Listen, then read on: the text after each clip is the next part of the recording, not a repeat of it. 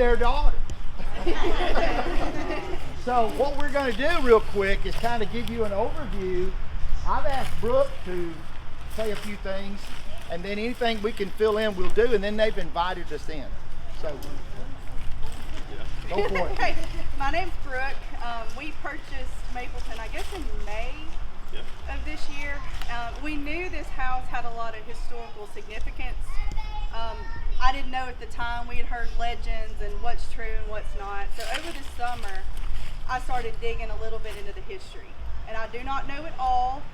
And this is the first time I've ever... I don't think anybody knows it all. And this is the first time I've ever talked about it. So if I leave something out, you have questions, please ask. We know that George Coulter built this home. He was from Virginia. He was born in about 1785.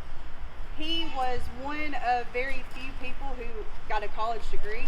So he went to Washington College in Virginia. He was an attorney. And that was in 1806. He graduated from Washington College. He got married and was kind of, I guess, always on the frontier. So he moved to Tennessee and then into the Mississippi Territory at the time. And about 1810 was licensed to practice in the Mississippi Territory. Well, I guess you know, the Cypress Land Company started looking at Florence. They were going to sell off the land. So in 1818, we know he moved to Florence, and he bought several of the original parcels from the Cypress Land Company. The parcel we're standing on now, and I believe the one behind us, as well as several through the river, across, I think on the other side of the river, this side, and anyway, he spent a lot of money. He was successful from what we can tell in his career. He was law partners with John McKinley. We found where that was dissolved, and I don't know how much, they practiced together, but I do know they were partners to some degree. He was a state representative. He was the first county, the circuit court clerk, and he was a judge later in Lauderdale County. But the way I found out, so I found him in the 1830 census, and it was odd because I knew he had a family, but there was only one person listed on the census. And I'm like, well, what happened to everybody? So the way I found out the year this house was built was from a lawsuit. So Mr. Coulter was sued by several people. I found the carpenter who had worked on this home. He said he started working on it in 1826.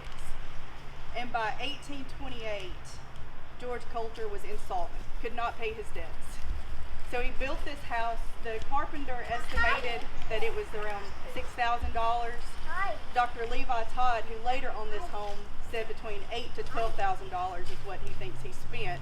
But he spent all his money, couldn't pay the debt back. In 1829, he had to deed it back to the Cypress Land Company.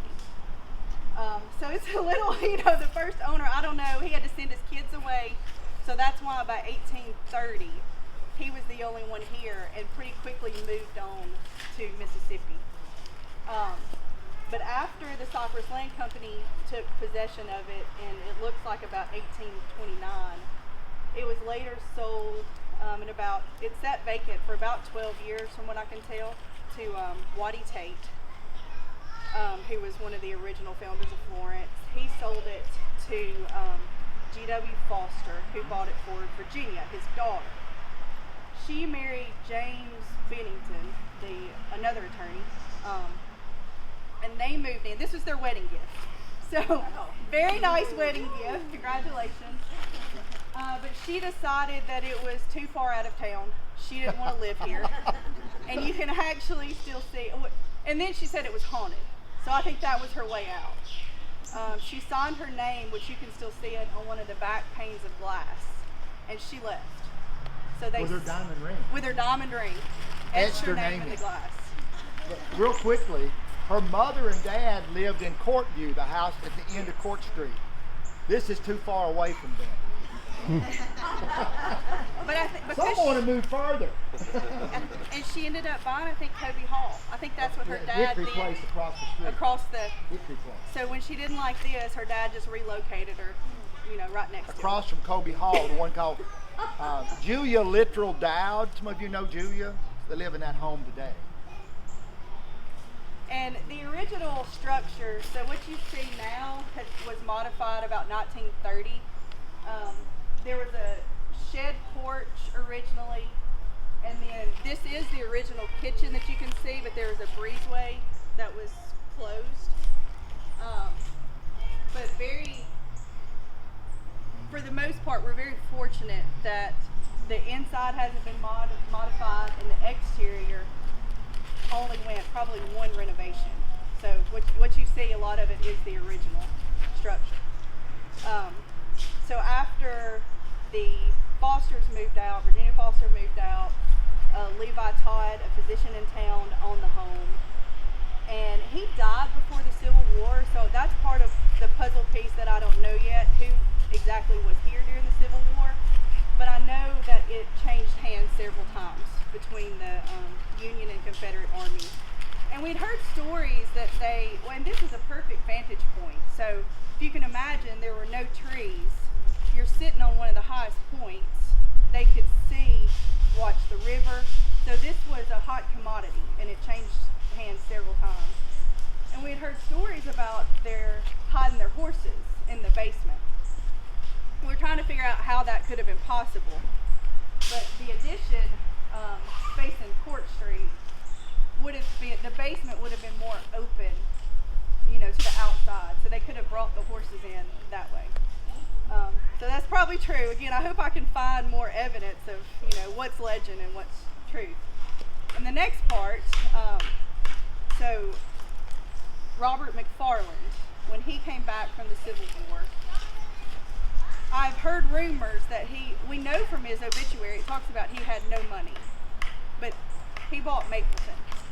I've been told that he won it at a card game. Heard the same rumor. Yeah, I hear rumors. I would love to find the deed, to see the purchase price, to see, how he took possession of it. But when the McFarlands, so this area is McFarland Heights, and when he bought Mapleton, he grew it to about 150 acres. So his family was here for about 80 years, and they just took possession, parcel by parcel, and built about 150 acres around Mapleton. The Slaytons, he was a dentist. So they bought this home in about the 1930s. They did the renovations on it, and he added, that wing was his dental practice. So he built, and then there's a tunnel that goes underneath where through the home, there's no way to get to the addition, but he built a tunnel where you can pop up from the main house to where his office was. So I've actually talked to his nephew, and he said, he would go take naps, do his x-rays, and eat lunch, and then go back to his office. So that would have been about the 1930s that they added that, and then closed in the original kitchen and connected it to the house. And it was Miss Slayton who grew up in Kentucky, and had her childhood home was named Mapleton. So she renamed at that point. That's when it became Mapleton. After the Slaytons, he passed Mapleton to his nephew, who was also a dentist. It was the Campbells.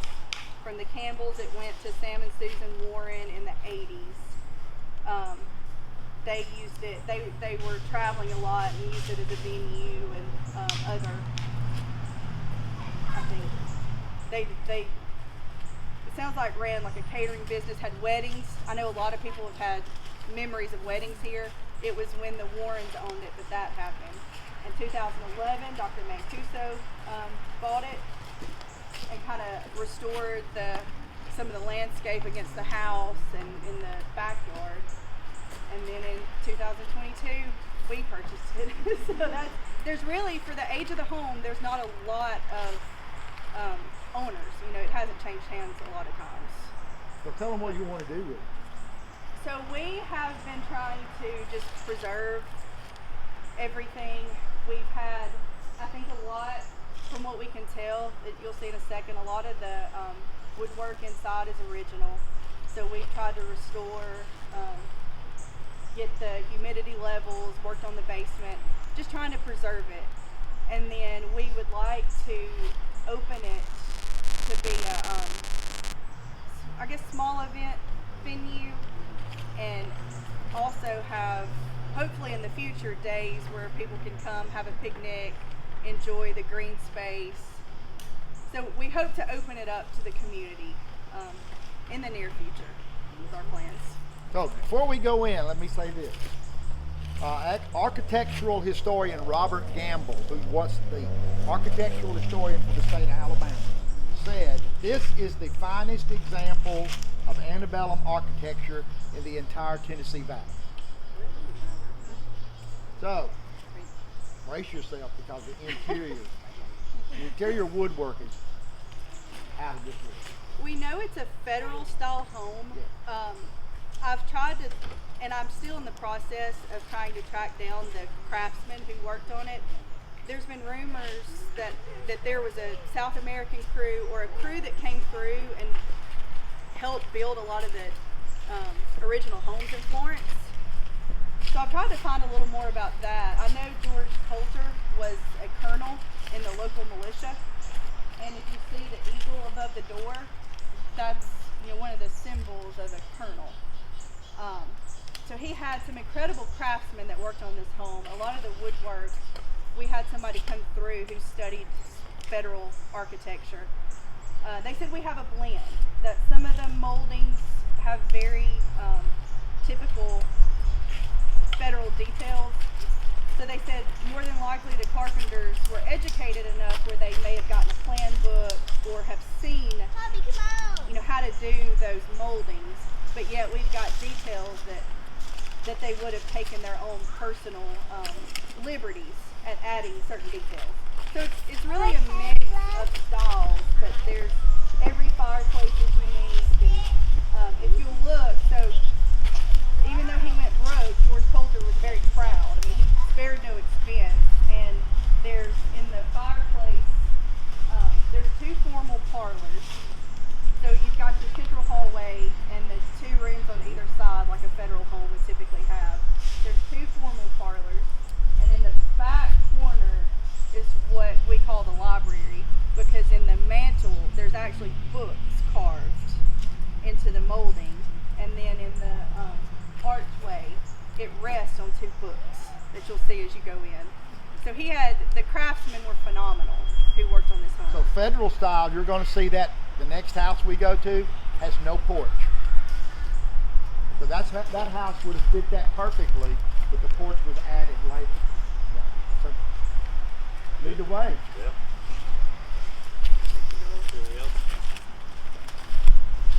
Go ahead. You got a lot of good stuff.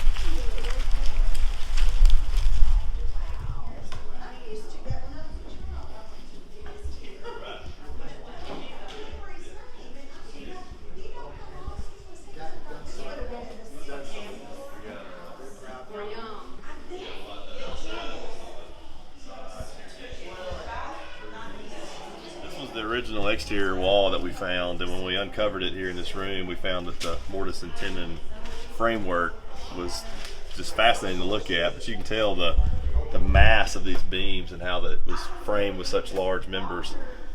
It's really neat. It's it kind of goes to show why this house is still here 200 years later. So there's actually more upstairs that we can look at.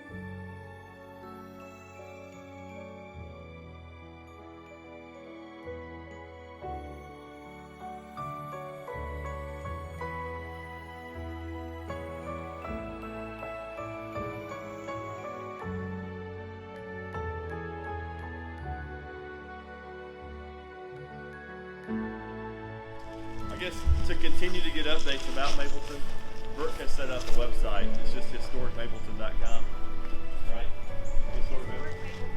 I didn't mess that up. Great. There is a link on there for the newsletter, so that's how we're going to get information out first. So there may or may not be a big guy in a red suit coming here next month, so that'll be out there for you guys to see if y'all get